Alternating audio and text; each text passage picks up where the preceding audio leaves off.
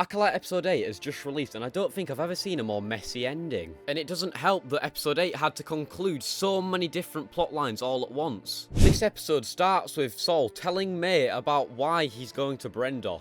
It did seem very odd in Episode 6 why Saul would want to go to a different planet rather than go straight to the Jedi about this Sith. But we find out one of his lifelong goals was to prove that there was a vergence in the Force and the creation of these twins were much more than what the Jedi first believed. In my last video we covered that the twins were a much less special case than Anakin. However, it still doesn't make sense that Saul is this adamant about proving this point. I do understand that he forms greater attachments than a regular Jedi should, but unfortunately it's never explained in the show why he forms these attachments in the first place. He was raised as a Jedi from a young age, it's said in the show. After this we are shown a scene with a senator and Venestra Rowe. For some reason this senator knows a lot more than he should. I mean, he just rocked up to the Jedi temple knowing that Jedi were being killed. I don't know how that information got out. Perhaps he's somehow linked to the Sith, it is possible. However, one thing in my recent video that I did cover is the fact that Ki-Adi-Mundi was possibly about to snitch on Venestra Rowe and Saul. But why would he tell this random senator and not Master Yoda? I'm just a bit confused. Moving on anyway, we now see our first look at live action Darth Plagueis. Unfortunately, I was right, they did switch Plagueis' age because I don't think they just put a 15-year-old as a Sith Master in the show. But I do respect that they did make Plagueis a Mun. I was very scared they were just going to make him some random human. Also, I don't know why Plagueis is just fine with Cormier taking on another Padawan, as if that's not going against everything the Sith stand for with the rule of two. And now comes my biggest issue with the show, which is May and Osha. Neither of them have had proper character development. The only thing we see in this episode is May again switching up on a sister, and Osha just turning evil. I have no idea why she's grown attached to Cormier. I mean, like a day before this, he just murked about two of her mates. I thought it was just Amanda Steenberg's bad acting, but apparently Osha's just a bit brain dead. The episode does get better from here, however, with the fight between Saul and Cormier. I actually will be making a full video on this fight, so please do wait for that. However, one thing I must say now is that I'm really happy they used Brendok as a device to show the emotions of the characters fighting, just like what they did in Revenge of the Sith with Mustafar. However, I don't like the blur effect they put on the lightsabers. It looks like they're fighting each other with glow sticks. And this is where we come to the most depressing part of the video for me, to be honest.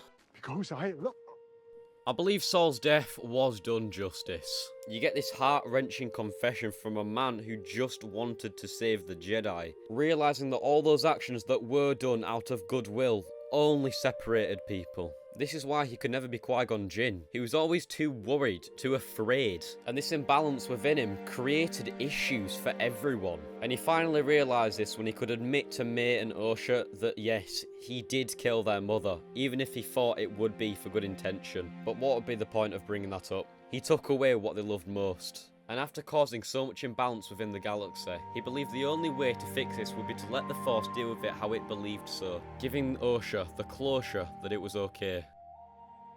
Rest in peace, Saul. You were generally my favourite character in Disney Star Wars for a very long time. I think Episode 8 did cement what this story was meant to be about. When a Jedi acts out of fear, it can cause issues that are far greater than what you can first presume. And with the speech that Venestra Rowe gives at the end of the episode, it's known that Saul's career has completely been tarnished. He'll always be known as the Jedi Killer. The cinematography in this episode was absolutely beautiful as well. However, I don't like how they made the Sith seem so sympathetic and kind. I believed what irked me the most was the shot where Cormier was standing with the sisters under the tree where they grew up. The tree is meant to represent innocence, with these two young girls finding their way in life.